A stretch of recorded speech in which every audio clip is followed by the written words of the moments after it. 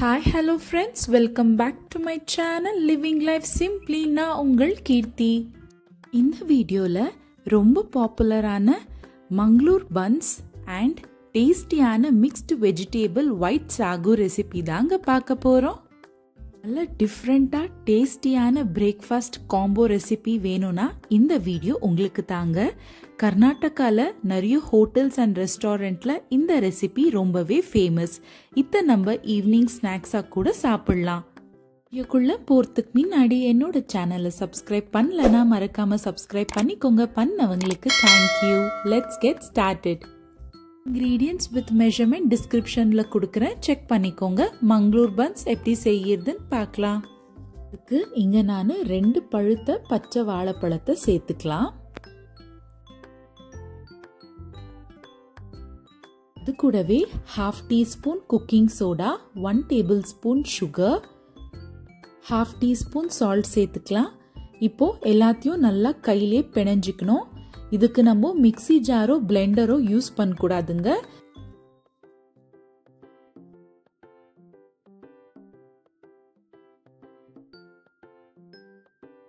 ஒரு 5 மினிட்ஸ் நல்லா இதே மாதிரி பிணைஞ்சிங்கன்னா பாருங்க இந்த மாதிரி கன்சிஸ்டன்சிக்கு வந்துடும்.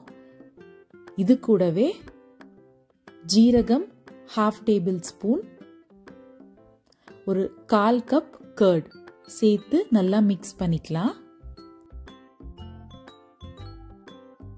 நான் இங்க 2 கப் மைதா ஆட் பண்ணிருக்கேங்க. மைதா கொஞ்சம் கொஞ்சமா ஆட் பண்ணி மாவை பிணைஞ்சிக்கலாம். இதுல தண்ணி ஏதோ ஆட் பண்ண கூடாதுங்க.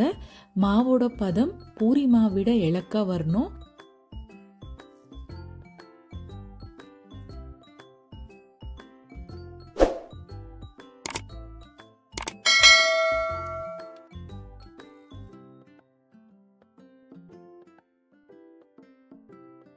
பாருங்க, நம்ம அழுத்துனா நம்ம கையில ஒட்டும், அது தவிர பாத்திரத்துல ஒட்டாம வரும். இந்த மாதிரி இருக்கணும். இந்த பேட்டர் அட்லீஸ்ட் 8 hours ஃபெர்மெண்டைன் ஆகணுங்க. அதுக்கு ரூம் டெம்பரேச்சர்லயே இருக்கட்டும். நான் இதுக்கு மேல ஒரு வெட் மல் கிளாத் வச்சு கவர் பண்ணிட்டு க்ளோஸ் பண்ணிடலாம். ஆக்சுவலா இந்த பன்ஸ் கூட தண்ணியான கோகோனட் சட்னி ரொம்பவே நல்லா இருக்குங்க. ஆனா இந்த மிக்ஸ்டு வெஜிடேபிள் ஒயிட் சாகு கூட சாப்பிட்டீங்கன்னா இன்னும் அட்டகாசமா இருக்கும். வாங்க இந்த செம்ம டேஸ்டியான mixed vegetable white sagu recipe எப்படி செய்யறதுன்னு பார்க்கலாம். 2 டேபிள் ஸ்பூன் ஆயில் சேர்த்துக்கலாம். அது கூடவே ஒரு ஏலக்காய், 3 லவங்கம், 2 சின்ன துண்டு பட்டை, 1/2 டீஸ்பூன் சோம்பு சேர்த்து ஃப்ரை பண்ணிக்கலாம். அது கூடவே ஒரு மீடியம் சைஸ் ஆனியனை ஃபைனா சாப் பண்ணி சேர்த்திருக்கேன். 1/2 டீஸ்பூன் சால்ட் சேர்த்து நல்லா ஃப்ரை பண்ணிக்கலாங்க. ஆனியன் டிரான்ஸ்பரண்ட் ஆகுற வரைக்கும் ஃப்ரை பண்ணிக்கணும். அதுக்கப்புறம் உங்களுக்கு ஃபேவரட்டான வெஜிடேபிள் சேர்த்துக்கலாம். நான் இதில் கேரட், பீன்ஸ் அண்ட் கேப்சிகம் சேர்த்துருக்கேன். இது கூட பச்சை பட்டாணி, காலிஃப்ளவர் சேர்த்திங்கன்னா இன்னும் டேஸ்டாக இருக்கும். என்கிட்ட இல்லை, அதனால நான் சேர்க்கல. 1/2 கிளாஸ் வாட்டர் சேர்த்துட்டு ஃப்ளேம் சிம் பண்ணிவிட்டு மூடி போட்டு ஒரு 5 மினிட்ஸ் வேக விடுங்க. அதுக்குள்ள சாகுக்கான பேஸ்ட்டை ரெடி பண்ணிக்கலாம். அதுக்கு ஒரு மிக்ஸி ஜாரில் 1/2 கப் திருகின தேங்காய், முந்திரி, கசகசா ஒரு 2 hours பிஃபோர் ஊற வச்சிருந்தேன், அதையும் சேர்த்துக்கிறேன். கூடவே ஒரு 4 பச்சை மிளகாய் சேர்த்து நல்ல ஒரு ஃபைன் பேஸ்டா அரைச்சிக்கலாம்.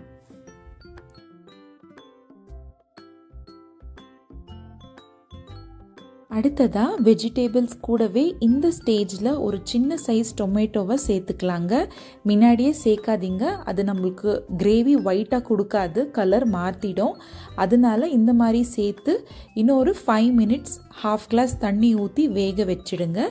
அதுக்கப்புறம் காயை எடுத்து கையில் நசுக்கி பார்த்தீங்கன்னா இந்த மாதிரி மசிஞ்சு வரணுங்க. இந்த டைமில் நம்ம ரெடி பண்ணியிருக்க பேஸ்ட்டை சேர்த்து கலந்துக்கலாம்.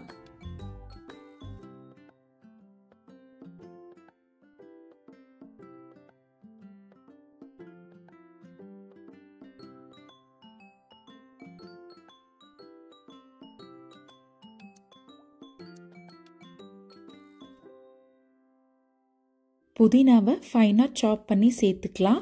அது கூடவே ஒரு 1/2 கிளாஸ் வாட்டர் சேர்த்து கலந்து இன்னொரு 5 மினிட்ஸ் நல்லா கொதிக்கிட்டோங்க மீடியம் ஃப்ளேம்லேயே. 5 மினிட்ஸ் கழித்து பார்த்தீங்கன்னா சைடில் நல்லா எண்ணெய் பிரிஞ்சு வந்திருக்கும். அந்த டைமில் ஃபைனாக சாப் பண்ண கொத்தமல்லியை சேர்த்துக்கலாம். சேர்த்து நல்லா கலந்துக்கலாம். பாருங்க, கலர் மாறாமல் நல்லா ஒயிட் கலரில் டேஸ்டியான மிக்ஸ்டு வெஜிடேபிள் ஒயிட் சாகு ரெடிங்க. இது எல்லாத்துக்கூடயும் ரொம்ப நல்லாயிருக்கும். கீ ரைஸ் கூட ரொம்ப நல்லா இருக்குங்க. கண்டிப்பாக ட்ரை பண்ணுங்க. ரொம்ப சிம்பிள் மைல்டான டேஸ்ட்டுங்க. பசங்கள்லேருந்து பெரியவங்க வரைக்கும் விரும்பி சாப்பிடுவாங்க. ஒரு டிஃப்ரெண்ட்டான சாகு ரெசிபி.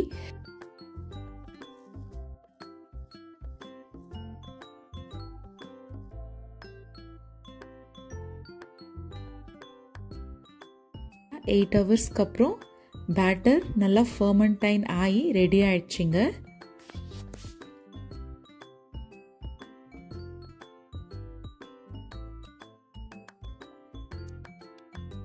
இதில் மைதாவை டஸ்ட் பண்ணிக்கலாங்க. கொஞ்சமாக மாவு எடுத்து மைதா மேலே நல்லா பெரட்டிக்கலாம். பெரட்டின அப்புறம் ஒரு மாதிரி ஸ்லைம் ஃபார்மில் இருக்கும். உள்ளே நல்லா சாஃப்டாக இருக்கும், ஜெல்லி மாதிரி. அதை நம்ம பூரி விட கொஞ்சம் தடியமாக திரட்டிக்கலாம்.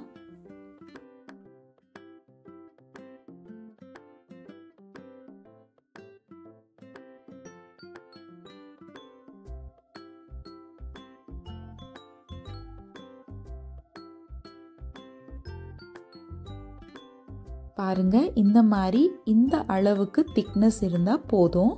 சூடான எண்ணெயில் போட்டுக்கலாம். சூடான எண்ணெயை அது மேலே நம்ம ஊற்றணுங்க கரண்டியில். அது மேலே ஊற்ற உப்பி வரும். அது வரைக்குமே நம்ம எண்ணெயை அது மேலே ஊற்றிட்டே இருக்கணும். இதில் மெஷர்மெண்ட் அண்ட் ஃபர்மெண்டைன் ரொம்பவே இம்பார்ட்டண்ட்டுங்க. நல்லா ஃபர்மெண்டைன் ஆனால் நல்லா பன் உப்பி வருங்க. அவ்வளோதாங்க, நல்ல சூடான டேஸ்டியான மங்களூர் பன்ஸ் சாப்பிட ரெடிங்க.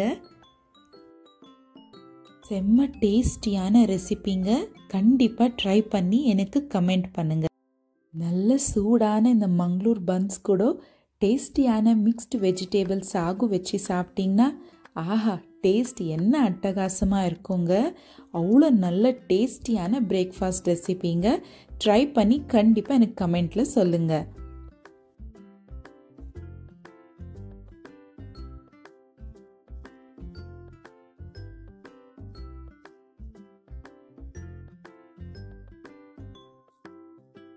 கண்டிப்பாக இந்த ரெசிபி வீடியோ உங்களுக்கு பிடிச்சிருக்கோன்னு நம்புகிறேன். பிடிச்சா ஒரு லைக் பண்ணிக்கோங்க.